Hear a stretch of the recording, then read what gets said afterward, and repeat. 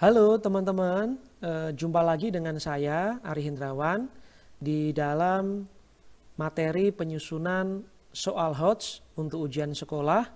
Kali ini ada di part yang ketiga, jadi bila teman-teman baru menonton part yang ketiga ini, saya rekomendasikan lebih baik teman-teman menonton part yang pertama dan kedua terlebih dahulu. Baru teman-teman menonton part yang ketiga. Saya sendiri mohon maaf, yang awalnya merencanakan video ini hanya sampai di 2 part, ternyata waktunya tidak memungkinkan karena saya memang berusaha untuk membuat semua video itu maksimal rata-rata hanya 15 menit saja, karena di video part 1 dan part 2 juga cukup memakan waktu. Untuk itu saya bagi materi tentang penyusunan HOTS ini ke dalam 3 part atau 3 bagian. Oke, tapi terlepas dari itu saya kira teman-teman juga tidak mempermasalahkan karena teman-teman juga tetap bisa menonton dan mengaksesnya secara gratis di kanal video YouTube ini. Baik, di sini saya akan melanjutkan lagi materi atau pembahasan tentang penyusunan soal HOTS. Kita sudah sampai pada bagian contoh-contoh soal. Jadi teman-teman bisa melihat contoh-contoh soal yang akan saya sajikan dari berbagai macam level kognitif, dan nanti teman-teman juga bisa mengamati ini termasuk di dalam level kognitif yang mana. Yang pertama ada di level kognitif pengetahuan dan pemahaman. Ada contoh soal seperti ini. Di antara eubakteria berikut yang dapat menimbulkan sakit perut atau diare pada manusia adalah, kemudian ada beberapa pilihan. Nah, terlepas dari jawaban yang ada di dalam option pilihan ganda berikut, sebenarnya kalau kita melihat struktur di dalam soal, kita sudah bisa tahu dan menyimpulkan. Level kognitif yang ada pada soal ini adalah level kognitif 1, yaitu pengetahuan dan pemahaman, atau level kognitif pertama, pengetahuan dan pemahaman. Karena apa? Untuk mengerjakan soal ini, kita tidak perlu menganalisis, kita tidak perlu mengevaluasi, apalagi mengkreasi. Kita cukup mengingat pengetahuan yang sudah kita pelajari saja tentang mata pelajaran yang terkait dengan soal ini. Ya, jadi karena itu, karena soal ini hanya mengingat pengetahuan saja, maka ini termasuk soal dalam level kognitif pengetahuan. Begitu ya teman-teman. Saya kira tidak sulit, teman-teman pasti bisa. Apalagi kalau teman-teman perhatikan di dalam soal ini hanya terdiri dari satu bagian, yaitu bagian batang soal. Sementara ilustrasinya itu tidak ada ya. Jadi semakin menegaskan bahwa ini adalah soal level kognitif pengetahuan dan pemahaman. Berikutnya adalah level kognitif aplikasi ya.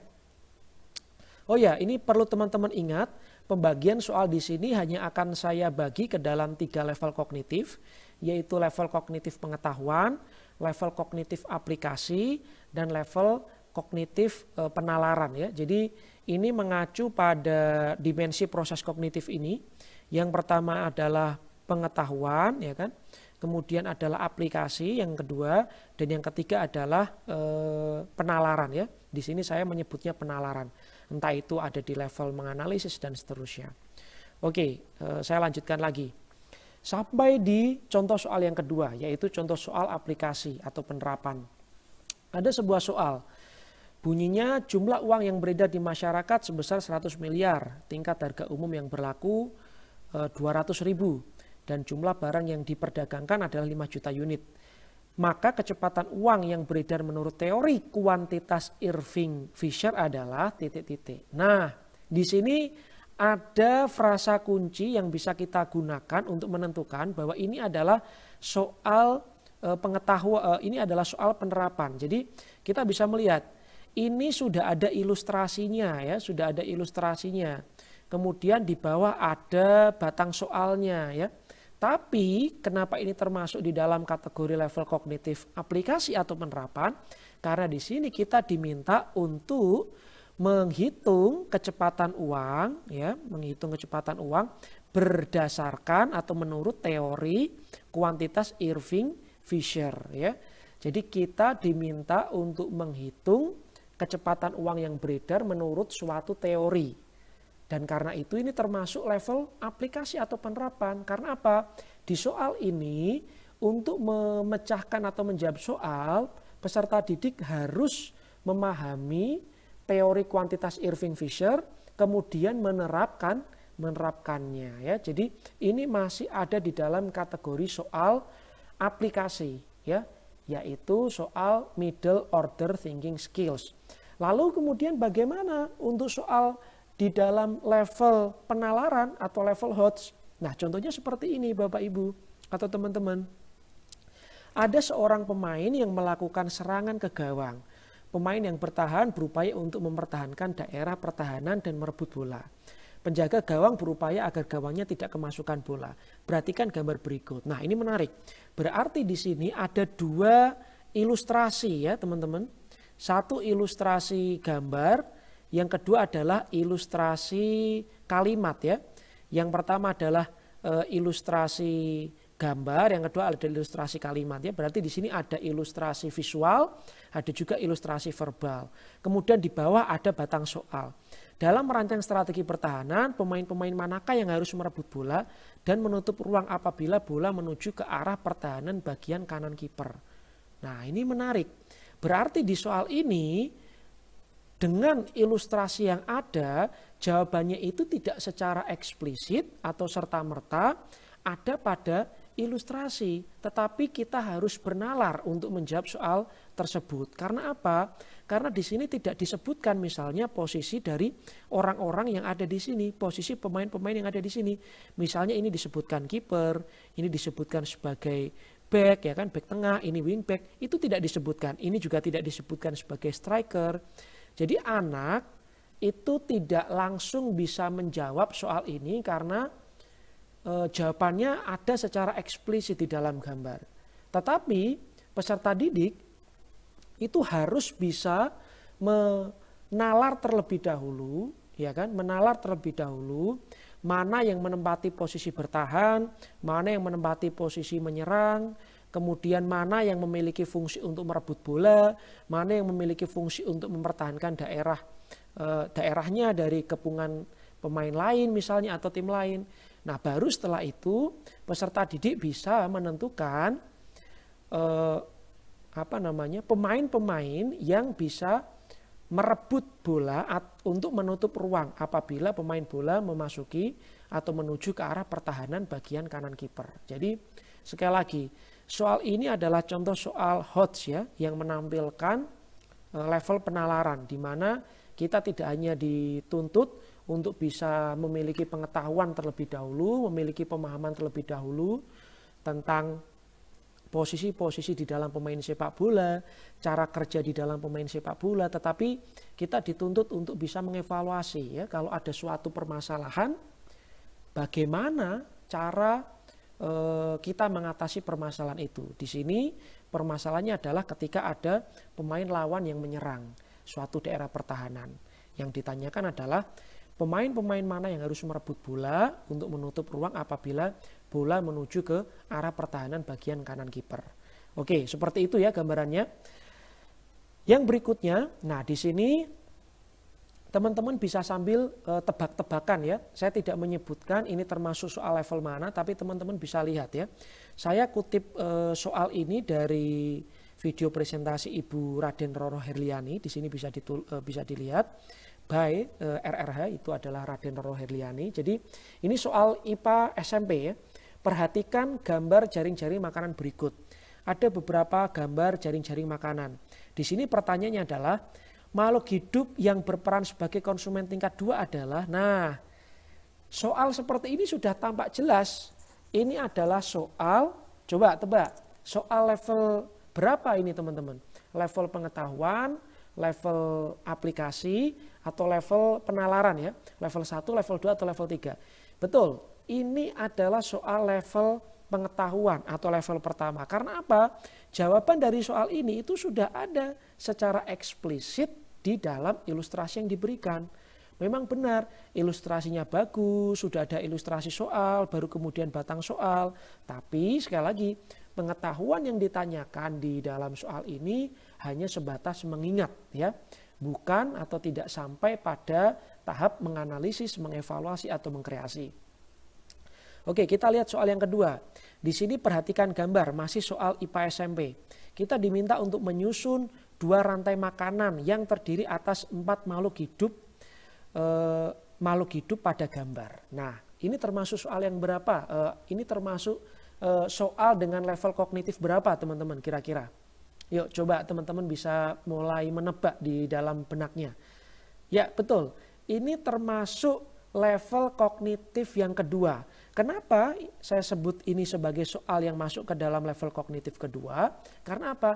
Kita sudah memiliki pengetahuan, kita sudah memiliki teori tentang suatu rantai makanan. Ya, kita sudah memiliki pengetahuan atau teori tentang suatu rantai makanan.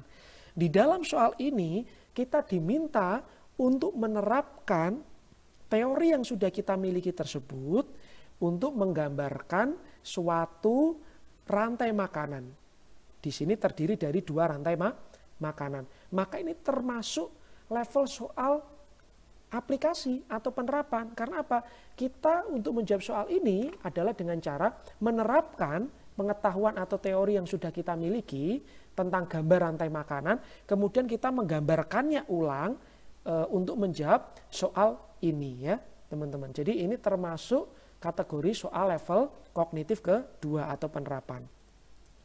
Baru yang ketiga ini, kalau tadi saya sudah menyebutkan contoh level soal pengetahuan atau pemahaman, kemudian level soal penerapan atau aplikasi, di sini adalah level soal yang ketiga.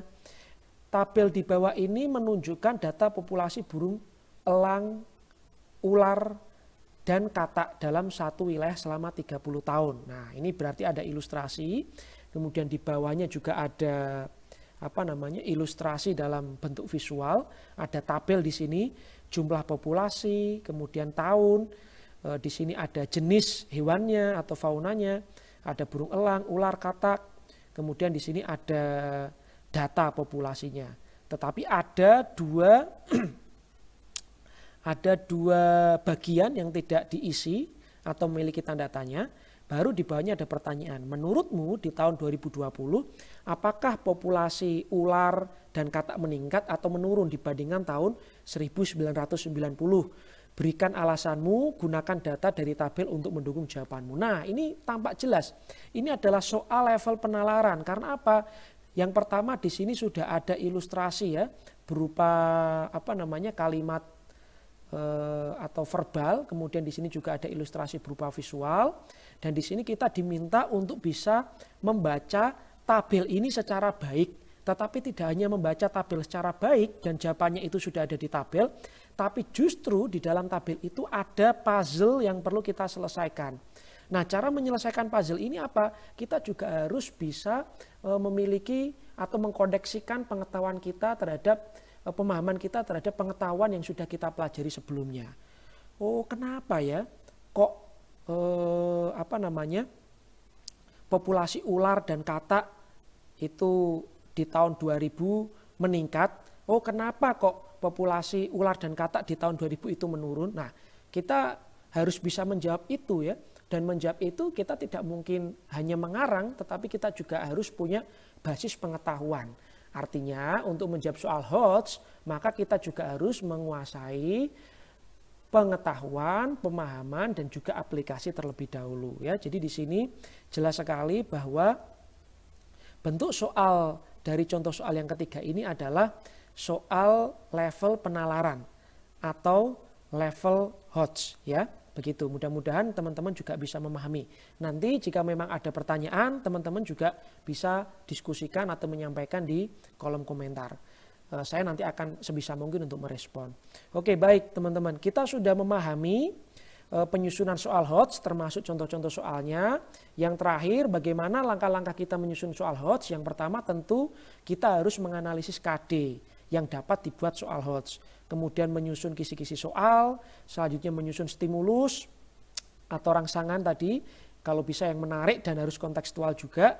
Yang berikutnya menulis butir pertanyaan sesuai dengan kisi-kisi soal. Dan yang kelima adalah jangan lupa membuat pedoman penskoran atau kunci jawaban. Itu saja teman-teman untuk menutup Saya ingin mengutip sebuah kutipan yang menurut saya relevan sekali dengan pembahasan terkait penyusunan soal HOTS pada video ini. Kutipan ini saya ambilkan dari Konfusius, seorang filsuf asal Tiongkok kuno. Bunyinya adalah, aku mendengar dan aku lupakan, aku melihat dan aku mengingat, aku melakukan dan aku mengerti. Maka untuk mengerti atau supaya teman-teman mengerti, teman-teman harus mempraktikkan apa yang tadi telah saya sampaikan. Sekian, terima kasih. Mudah-mudahan ketiga bagian video saya bermanfaat untuk teman-teman di dalam penyusunan soal HOTS ya untuk ujian sekolah. Sekali lagi terima kasih. Jangan lupa like dan subscribe. Ciao.